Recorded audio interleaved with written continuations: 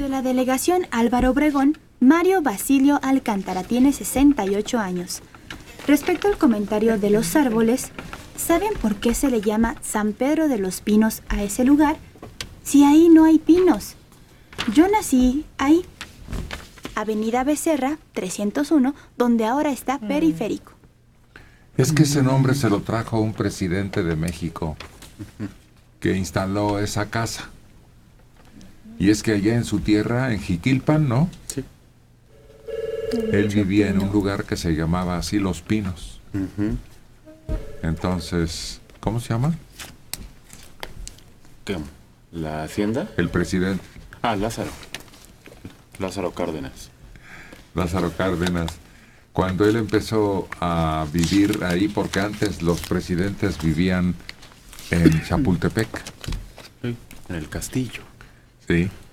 Y entonces él se trajo ese nombre de allá de Michoacán, Los Pinos, y así se le quedó.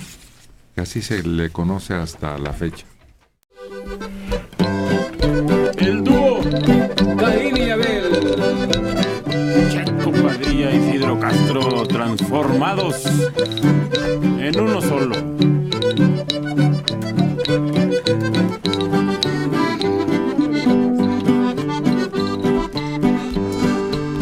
El viento sopla, el río hacia afuera, no más rechinan las casas de madera, las hojas secas tapizan las veredas y a mí me siguen cubriendo nubes negras.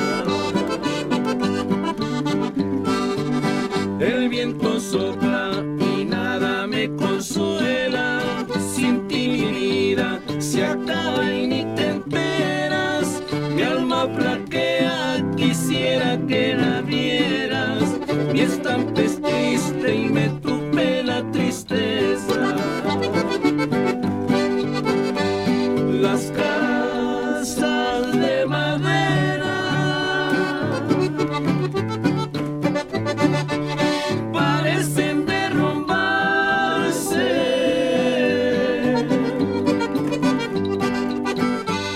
igual que yo se queja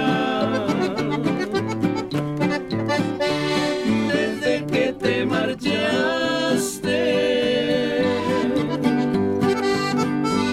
Las casas de madera se agrietan con el aire y a mí si no regresa, un día van a enterrarme.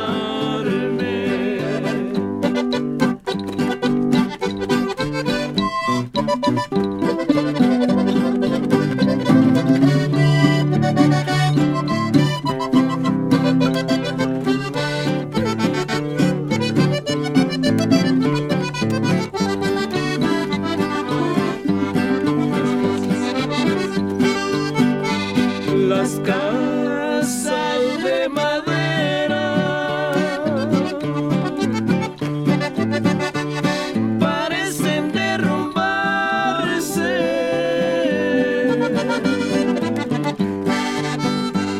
igual que yo se queja desde que te marchaste.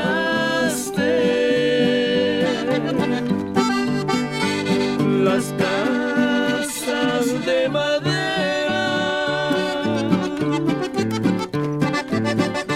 se agrietan con el aire y a mí si no regresa, un día van a enterrarme.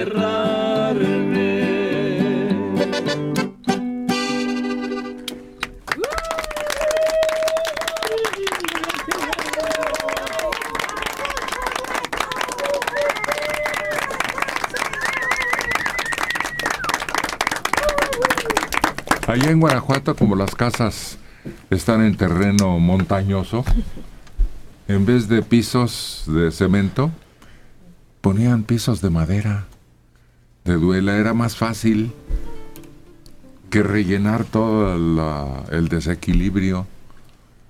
Y entonces había muchas casas que tenían piso de madera. Se me hacía a mí, pues, distinto, atractivo, novedoso. Y cuando ves abajo todo lleno de tierra y luego encuentras un montón de chácharas que se van hacia abajo, ¿no? Ya cuando están muy viejos los pisos, ¿no? Yo creo que sí. Yo vi una donde estaba, bueno, en un pueblo, había muchas casas de esas. Sí, pues las ponen en unos banquitos, ¿no?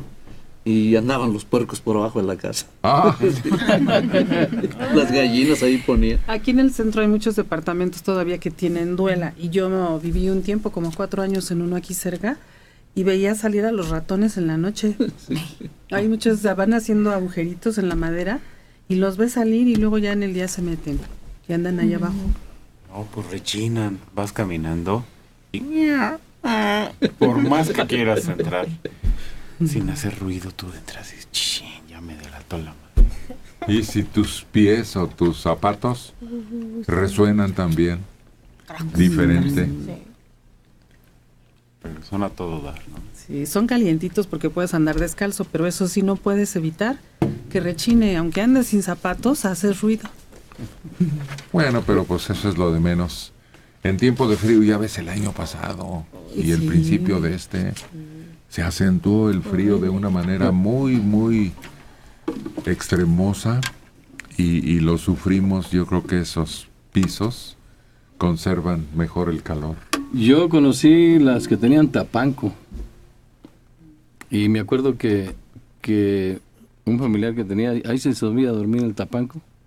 Cuando hacía frío se bajaba, cuando hacía frío se subía, cuando hacía calor se bajaba. Tenía su escalera y en el tapanco dormía y tenía todo allá arriba. Pero tenía una escalera así como de... Y la quitaba, la ponía y la quitaba, nadie se subía. Cuando estaba él, la recogía y la subía arriba del tapanco. Se bajaba y la volvía a bajar.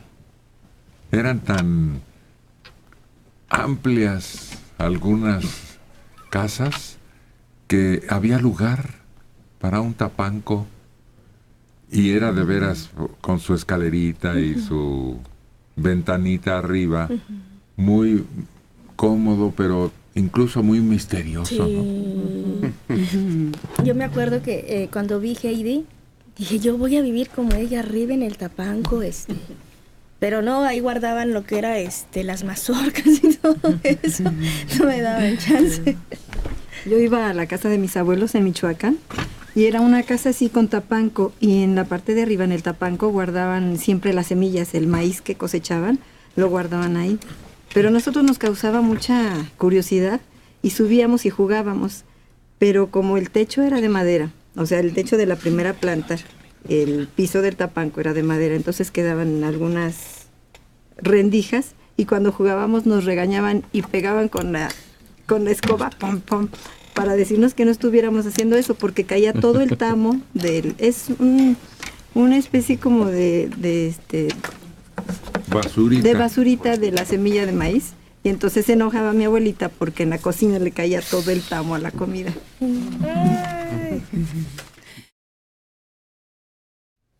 64 años de Ixtapalapa, Margarito Robledo Mendoza.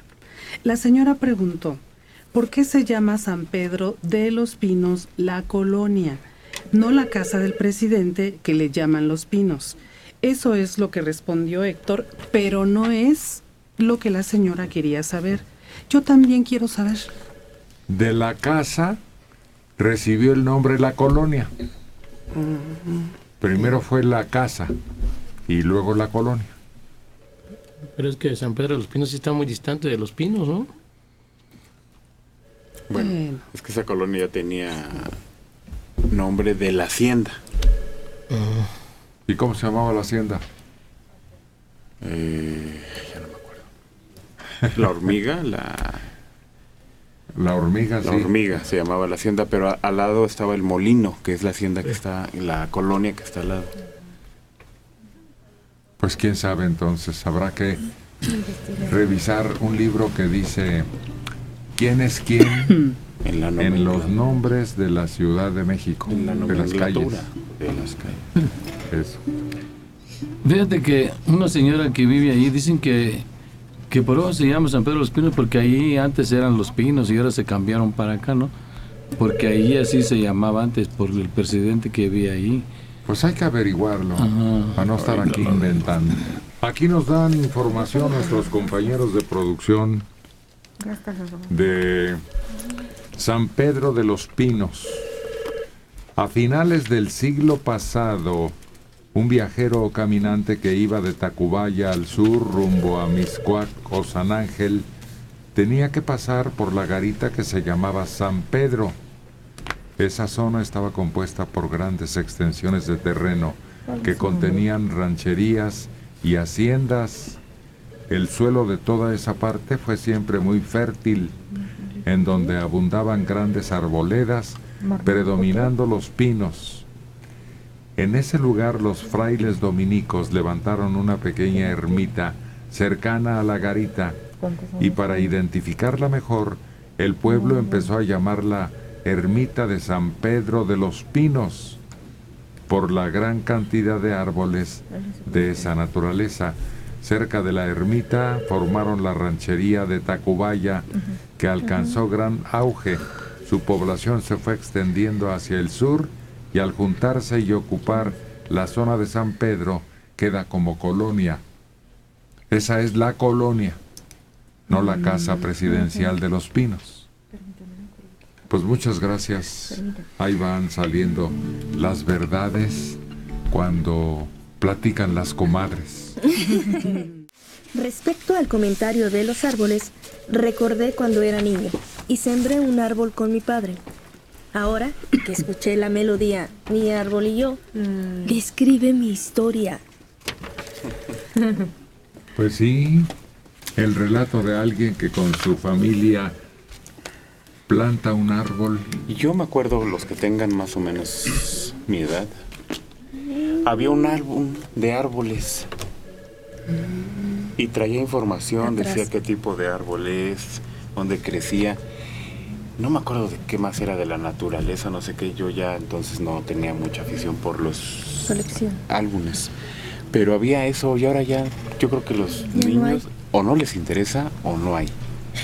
Es que ahora lo cambiaron por los tazos. Y entonces en nuestra época era coleccionar estampas. Y si llegaba, siempre faltaba una estampa para el álbum, siempre. Pero sí te daban la información atrás. O muchas veces te la daban donde estaba el dibujo y en las letras ponían donde estaba el álbum. Y te servía, porque pues aprendías, veías el árbol, cómo era, de dónde era y todo eso. Pero ahora ya no existen esos álbumes. Sofía González de la Miguel Hidalgo, 77 años. Serrano. Donde vivo había un parque maravilloso, que es donde está ahora el Instituto Politécnico Nacional, en el área de Santo Tomás. Y desgraciadamente el parque terminó porque no han atendido los árboles. Ahora está casi muerta el área verde en el Politécnico. 56 años, Mercedes González Martínez. Del álbum del que están hablando se llama La vida en la tierra. Es muy hermoso porque habla de los árboles, animales y el origen de la tierra. Pues yo no lo recuerdo, pero sí debe existir por ahí. Noa Vicenzi dice: yo recuerdo un álbum llamado Mundo Mágico de la Naturaleza de la editorial Culturama, en el cual, a través de sus estampas, se hacía un recuento de botánica, mamíferos, peces y hasta del cuerpo humano.